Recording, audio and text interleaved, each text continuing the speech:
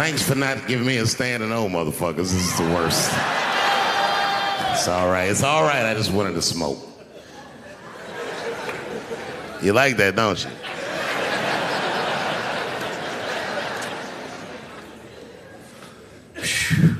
Okay. Before I did Killing Them Softly, when I was 22, HBO gave me the biggest opportunity of my life at that time. They gave me a half-hour special, but this shit was not like a special, you know what I mean? It was like, it was generic. It didn't even have a title. It was just Dave Chapelle. And I shot it in San Francisco at a place called Broadway Studios, which is on the second floor of a building. And beneath Broadway Studios is a nightclub.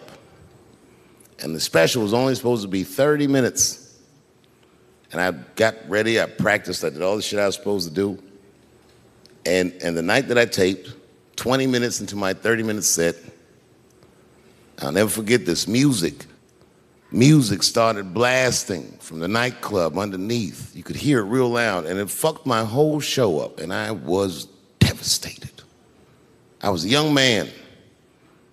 I really believed in what I was doing, and I thought that my dream had been killed.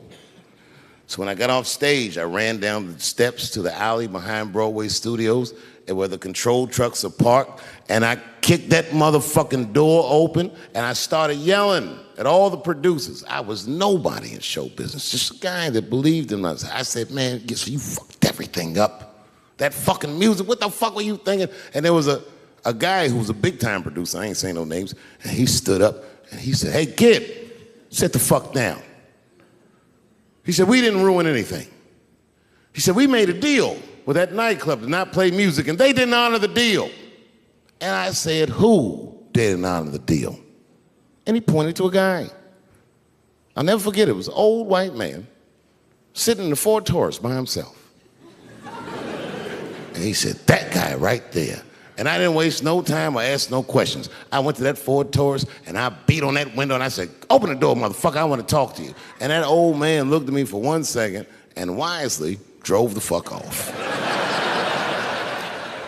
And left me in the alley cussing at anybody who would listen. And 2 minutes later, literally 120 seconds later, couldn't have been any more than that, the doors of the kitchen in the alley of that nightclub underneath Broadway Studios flung open. And that old man was standing there, that same old man with reinforcements. He had 2 big goons with him, and he looked at me, and he was calm as a cucumber. He said, you, come here. I want to talk to you. I didn't know anything about the streets at this age. But I found out later in my life that these men were Russian mobsters. And I don't know what you guys know about the Russian mob, but these are the niggas that killed Denzel in Training Day.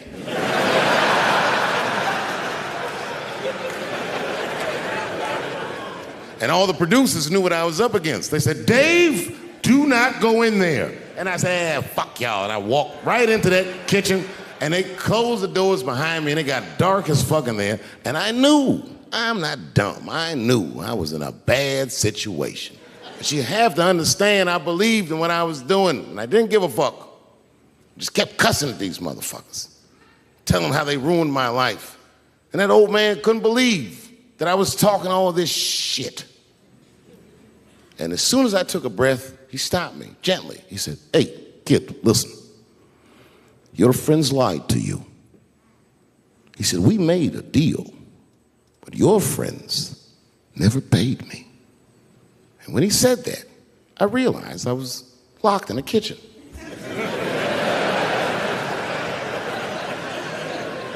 I realized he was telling the truth, which would make me wrong. And the very moment that I realized I was wrong, for the first time, I was afraid. You see, it's a funny thing if you believe you're absolutely right. You can get drunk off the feeling of how right you are. That's why gay people are so mean.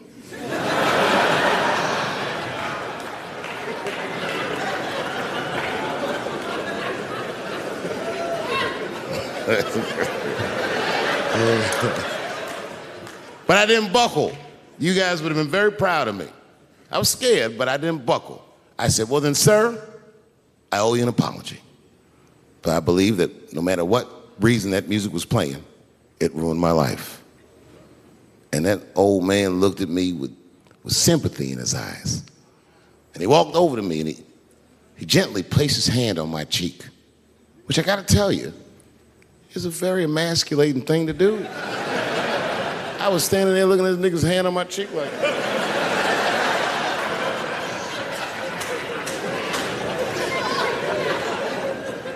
And he said, "You are a real man."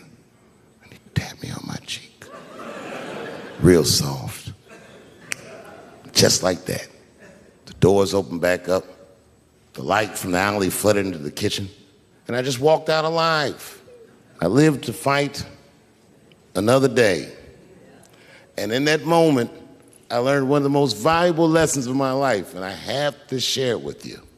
And that lesson is this: in your life, in any given moment, the strongest dream in that moment wins that moment. I am a very powerful dreamer. Yeah, I'm not lying.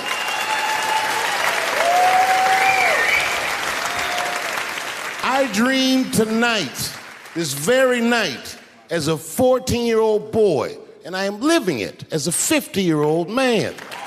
My dreams are very strong. Today, I walked all around Washington. I used to be poor in this city, and all day people just said, hey, Dave, like they knew me personally, and I felt like I knew them. And I say to myself, my God, Dave, what a powerful dream. But then sometimes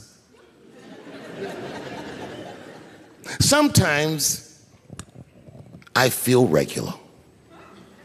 Just feel like myself. Maybe I'll smoke some weed and be in some nightclub and feel shy.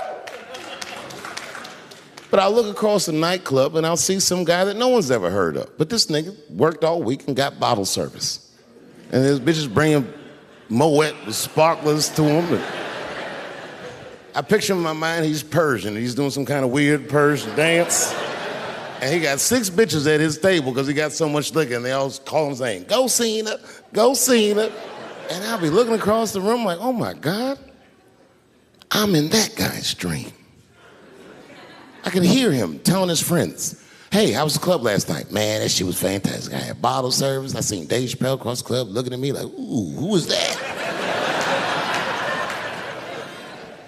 And that's the trick to life. You have to be wise enough to know when you were living in your dream. And you have to be humble enough to accept when you're in someone else's.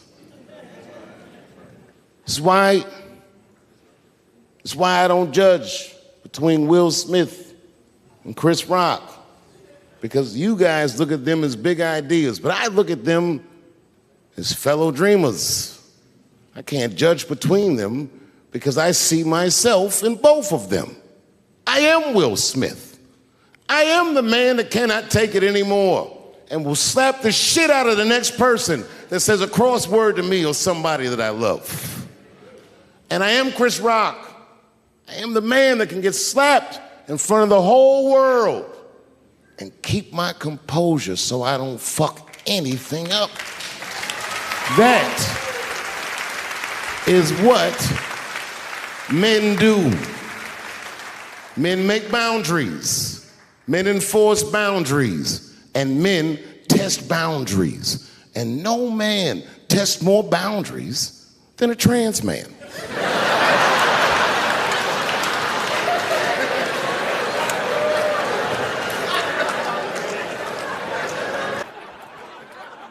I met Dave here in Washington, D.C.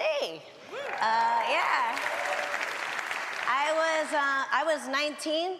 He was 17. We were doing a gig at a club called Garvin's. And I remember Dave and I went to McDonald's between shows, and we talked about comedy and his future, what his future plans were gonna be. And I said, come to New York City. And after he graduated high school, he did. And he came to New York, and we worked at the same comedy club, the Boston Comedy Club. And All right. I know it's a little confusing. It was a club in New York City called the Boston Comedy Club. Look, I don't come up with the names, cokeheads do. But in New York, Dave was immediately beloved by the stand-up comedy community. And I remember he got a part in the Mel Brooks movie, Robin Hood Men in Tights, and we were all like, Dave made it!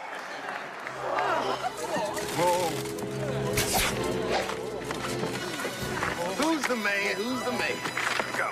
He came back from LA, and he got right on stage to talk about his trip out west and how he finally went to Compton after hearing so much about it. And he was like stunned to see that people there had yards. All the lore of Compton, and people were like mowing their lawns. And of course they were, but there was just like something about that tiny little detail. And that's what he does. He lets himself be surprised by what he learns, and then he takes us with him as he, looks at it from every angle, angles that most of us don't even see. Isn't it weird how there's a disease that just starts in 1980 and it doesn't kill anybody but niggas, fags, and junkies? Isn't that a fucking amazing coincidence that this disease hates everybody that old white people hate? I think either God is white or the government hid that shit in disco balls. He's always thinking about stuff. He's examining everything. And he really, he gets in his own world. Now, this is when I knew I was in a bad neighborhood. You only see this in the worst neighborhoods. Remember, it's 3 o'clock in the morning. It's 3 o'clock in the morning. I look out the window. There was a fucking baby standing on a corner. And the baby didn't even look scared. He was just standing there.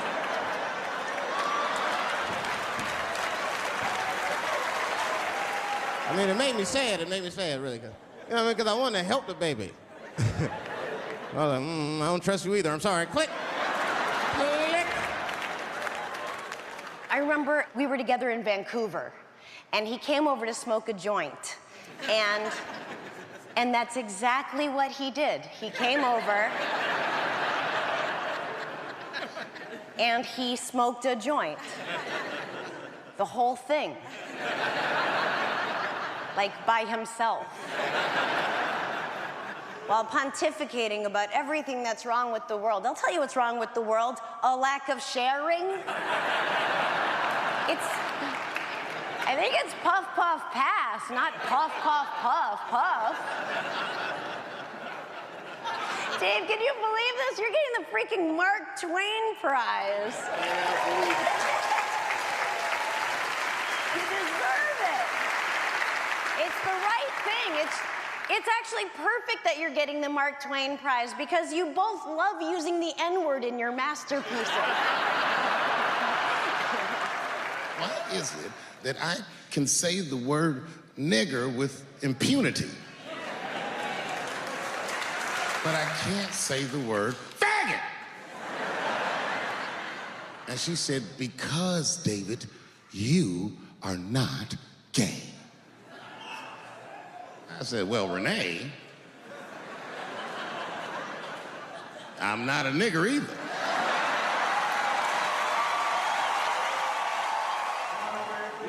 The fact that you're here is all I ever knew.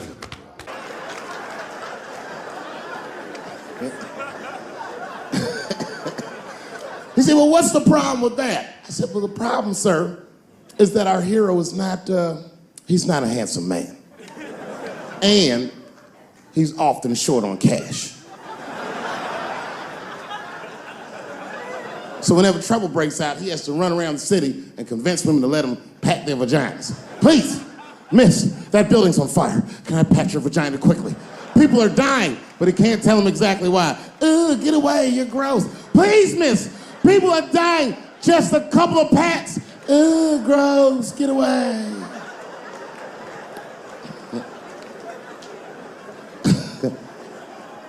So he rapes them. I know.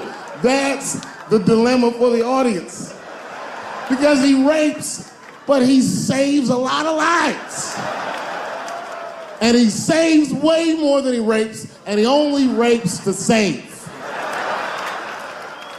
But he does rape. I didn't realize it, but the whole green room was looking at us. All the celebrities were disgusted. Oh. That guy from Texas was like, here's my card, call me on Monday. That worked out. The second time I met O.J. Simpson,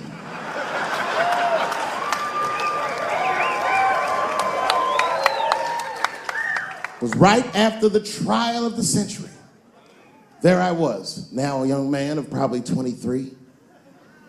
O.J. Simpson was the most famous or infamous face on planet Earth. I was in a restaurant in Beverly Hills with my agents. I wasn't alone in the restaurant, but I was alone. I was the only black person in the restaurant. And in the 90s, that felt very uncomfortable. Now I tend to enjoy it at this age.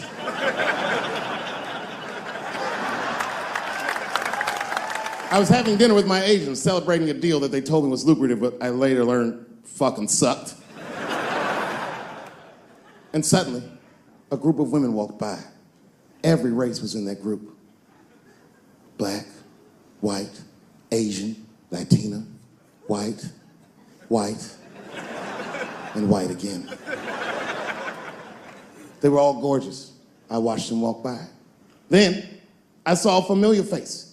Al Collins, the man from the infamous Bronco chase, walked by and embraced one of the women, and they walked towards the door. Couldn't believe what I saw. And then, close behind him, was O.J. Simpson, newly released from jail. The restaurant fell still. I was shocked. I didn't mean to say it out loud, but it just came out. O.J. He stopped, turned around to see who said it, saw my black face, and correctly assumed it was me.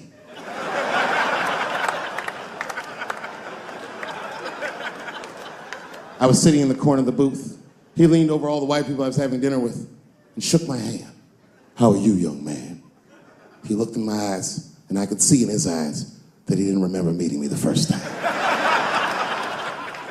And then he walked away. And I looked back at my agents, and all of them had nothing short of disgust on their faces. And the only one with the courage to voice their disgust was a woman named Sharon, who used to represent me. How could you, she said. How could you shake hands with that murderer? I said, Sharon, with all due respect, that murderer ran for over 11,000 yards.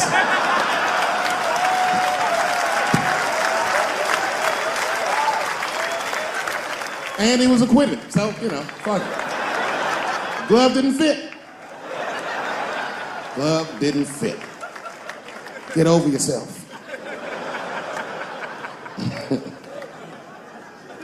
Some people can't do that. Some people just can't get over themselves. Gay people have a hard time doing that recently. Here we go. Here comes the deep water. No, recently I've noticed that. I noticed that with that Manny Pacquiao controversy. Yeah, no, it was now in the gay community's defense, Manny Pacquiao said some outlandish shit about gay people. Very, very not nice things that I won't repeat, but there was biblical verses and some analogies to animals. Wasn't a good look. Nike took his shoes immediately, which I thought was a little harsh. A little harsh. You know what I mean?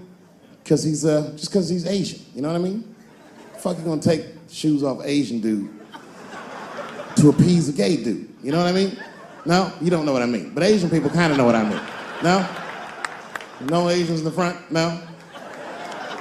No, this is what I mean. Okay, look, okay, you're an Asian dude. No, I say this with no disrespect, but we're all Americans, right? And we can agree that America has a huge body count all over the world, but nowhere more than Asia.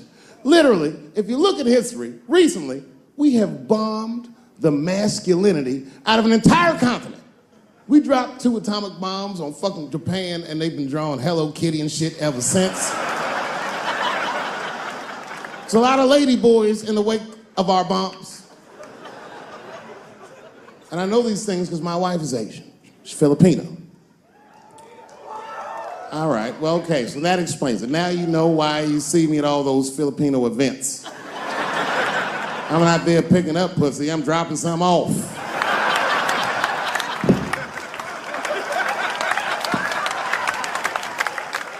I take my wife to all that shit. I took my wife to see Pacquiao fight Mayweather. We sat ringside, okay? That was a quiet car ride home. That's what that was. But if you know what's popping in the Philippines, you know that they got a whole generation of kids in the Philippines growing up without their mothers. Yes. A lot of women in the Philippines go to the Arabian Peninsula, they come to the United States, they make all their money here, they send all that money back home, which is still one of the #1 staples in the Philippines economy, money that their expats send back to the Philippines. The men, on the other hand, are left rearing children, twiddling their thumbs, waiting on their wives' checks. These men have been fucking emasculated. And then suddenly, a boxer rises from amongst them and reinstates their manhood with his motherfucking fist. This is not the guy you're supposed to ask, what do you think of homosexuals? He's not your champ. Shit. That's why I don't have a sneaker deal, because if you say something that people don't like, they'll take your fucking shoes off. If Martin Luther King had a sneaker deal, we'd still be on the back of the bus. They always true, the Nike exec come up, hi, Martin, we need you to tone down the talk of civil rights and blacks being humans. It's upsetting our southern distributors. But I don't understand. I thought that's why I had a sneaker deal in the first place. Not quite. Really, it's a walking shoe, and we like the marching, but try to understand. Fuck that shit. You know, I get it, though. I understand why gay people are mad, and I empathize. You know what? And I'm just telling you, this is a black dude. I support your movement, but if you want to take some advice from a Negro, pace yourself. These things take a while. Just because they passed the law doesn't mean they're gonna like you. Brown versus the Board of Education was in 1955. Somebody called me a nigga in traffic last Wednesday. It's so long, it takes a minute.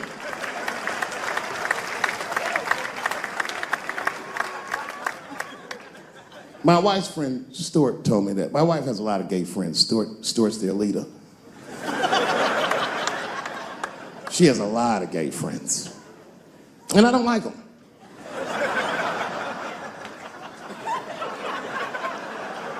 Not because they're gay, I'm just judging them on the merits of their character. They're just not nice dudes. They're fucking rude house guests. They're sitting on my couch, giggling with my wife, eating my motherfucking macaroons. And I come in, they act like the party's over. Hey, Stuart, what's going on? This guy talks to me the way a cat would speak if a cat could talk. Hi, David.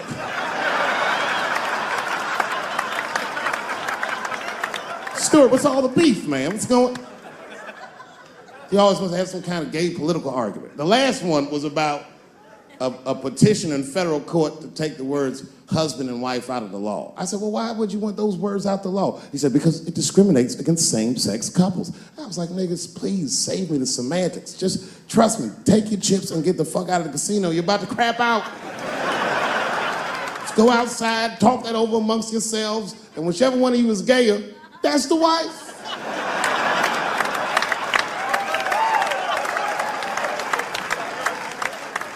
No, Stuart didn't like that.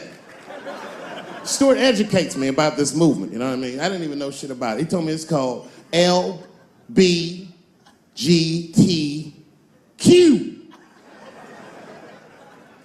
I was like, what the fuck is the Q? Does that even make sense, Q? Turns out Q is like the vowels. That shit is sometimes Y. It's for gay dudes that don't really know they're gay. You know what I mean? Like prison fags who are like, well, I'm not gay, nigga. I'm just sucking these dicks to pass the time. I'm not G, I'm Q. Ugh.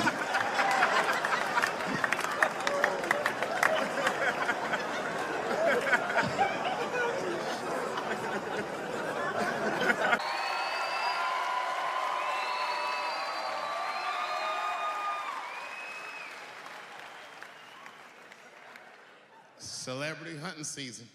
Doesn't matter what I say, they're gonna get everybody eventually. Like, look, I don't think I did anything wrong, but we'll see.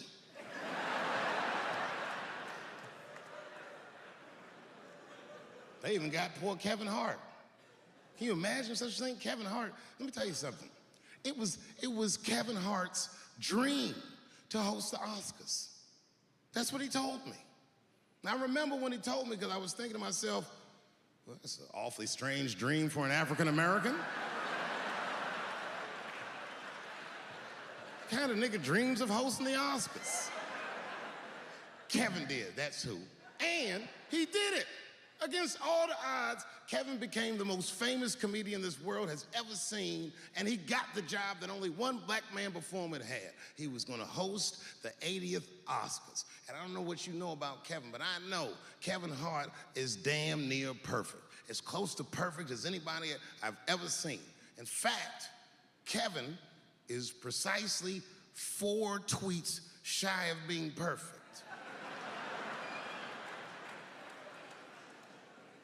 10 years ago, Kevin had made some very homophobic comments.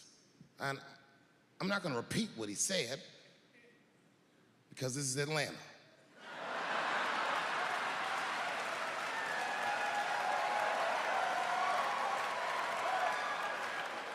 You know what I mean.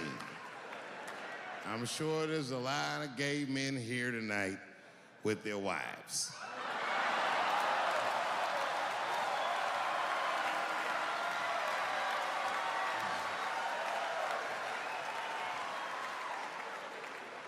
Far be it from me to offend anybody. All right, I'll tell you what he said. But just remember, these were not my words. These were Kevin's words. And it was a long time ago. And I'm paraphrasing because I'm not good at telling other people's jokes.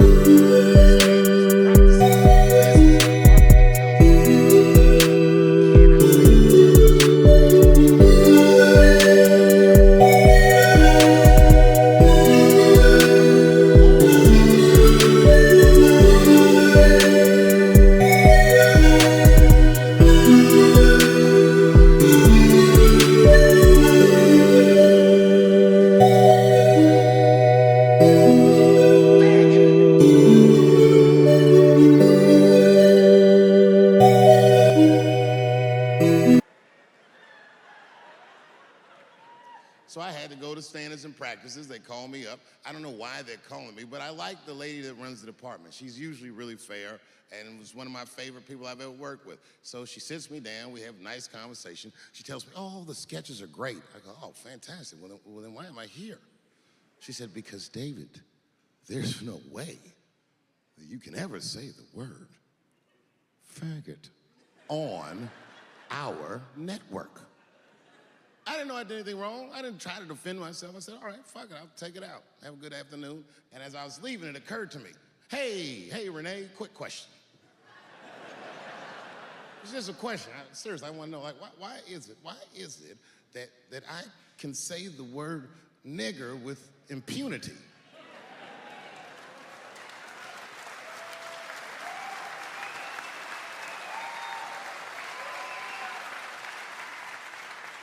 But I can't say the word faggot. And she said, because, David, you are not gay. I said, well, Renee, I'm not a nigger either.